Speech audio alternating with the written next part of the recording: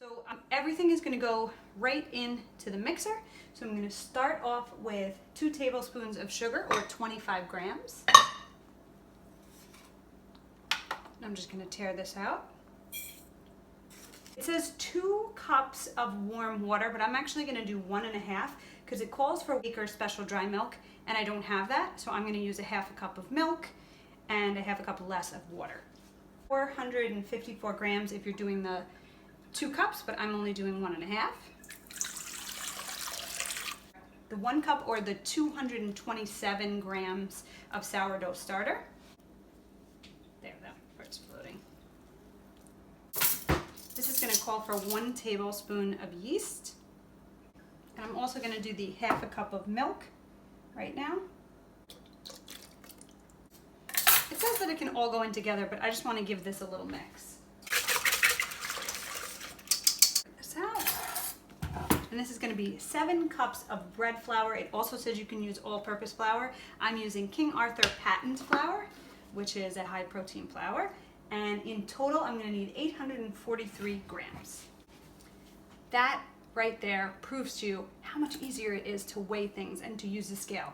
People are very afraid of doing it. I was very afraid of doing it, and I would prefer that all baking recipes are by weight, because instead of measuring out 7 cups of flour and getting who knows how much, first of all, if you were to mismeasure that, which is so easy to do with volume weights, that's 7 cups of flour. Mismeasured. That's a lot of ingredients, but here I know I have exactly what they want. Now I'm going to need 4 tablespoons of butter at room temperature.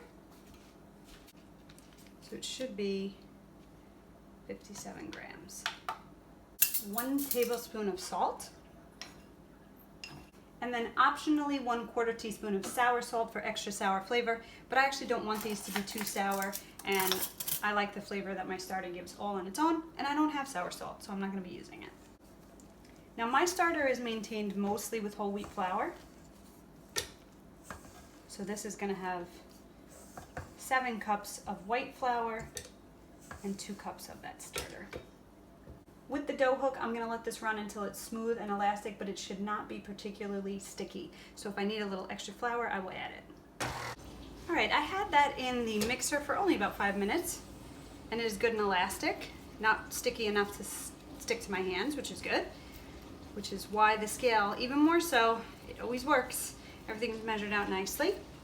And I'm going to be putting this into my rising bucket, but you could do any clear bowl so that you can just watch the rise. Give that a light greasing, and I'm going to give this 1.5 hours, or until it's doubled in size. So the dough had a really nice, vigorous rise, and I am ready to roll it out.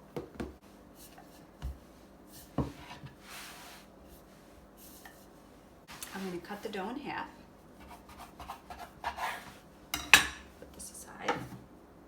I cut my dough in half, and I'm rolling it out to 1/2 inch. Okay, so here's the inch. So I want about 1/2 inch. Now I'm just going to cut these out. Just to check where I'm at here. That's about 1/2 inch. Now because I don't have the cornmeal, I have it on a non-stick cookie sheet, and I have some flour down. So I'm going to cover these and let them rise. The English muffins have risen nicely. It didn't take the full amount of time. You know, it's all going to depend on how warm the room is that you're rising in. And I am preheating a cast iron grill to cook these on, and I will show you that next. Okay, so I have the cast iron grill. This is all I have. You can use an electric griddle. And I'll show you, these are pretty delicate when you first pick them up. I did 1 batch before. It may stick a little bit, but then it releases. We're going to do 10 to 12 minutes on each side. And I was originally going to do this in a frying pan, and that would have taken a long time for all of these. But the griddle option is much better. So after I fill this up, I'm going to give it 10 minutes, check it, and then I will turn them over and give them another 10 minutes on the other side. So if you're using the cast iron skillet like I am and you're not able to regulate the heat as easily as an electronic one, you want to remember that this is going to maintain heat. So I ended up, just like pancakes, it was too low in the beginning and then I went too high, but you want to constantly be checking the bottom, because even if you lower the heat, the cast iron will hold that heat and it could burn. So it's less about the time. Keep in mind it's going to be about 10 minutes on each side, but you're checking for brown and crispness, but not burning. And then you want to have a digital thermometer.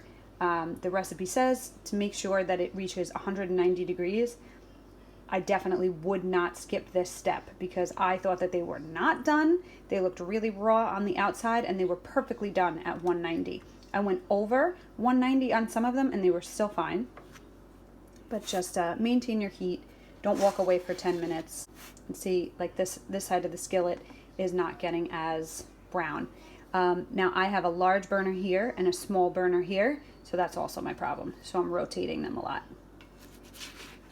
But I'd rather go low and slow than burn them.